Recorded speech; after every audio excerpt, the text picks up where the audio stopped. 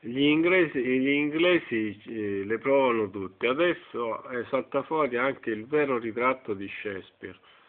Questo è la nuova versione del ritratto di Shakespeare, è saltato fuori durante una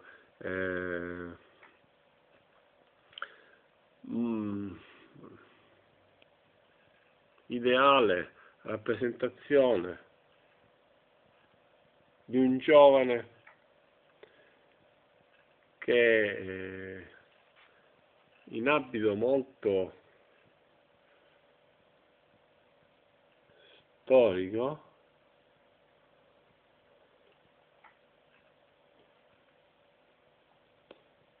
si presenta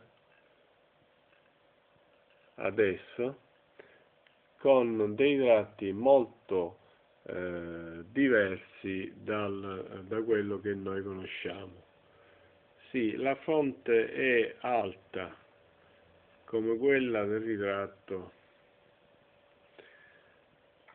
più famoso, però il viso è più triangolare, la fisionomica è più nordica.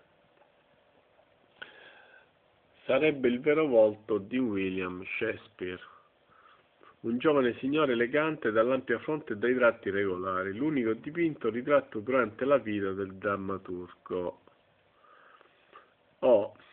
Ne sono convinti gli esperti dello Shakespeare Birthplace Trust, che a Londra hanno svelato al pubblico.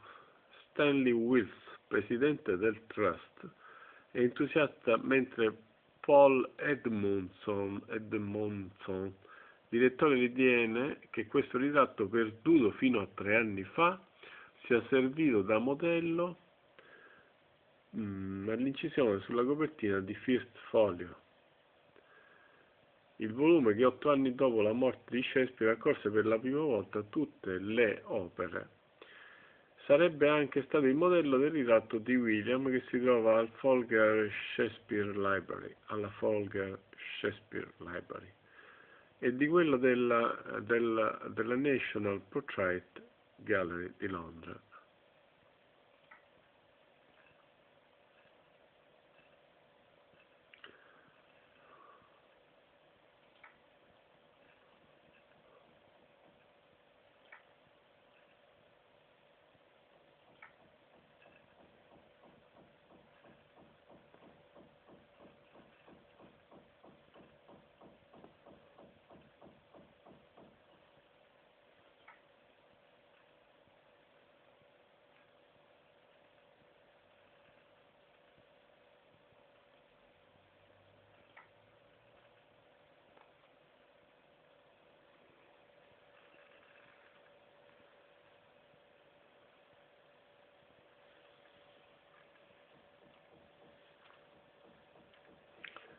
Questo è quanto riporta la Repubblica in un articolo apparso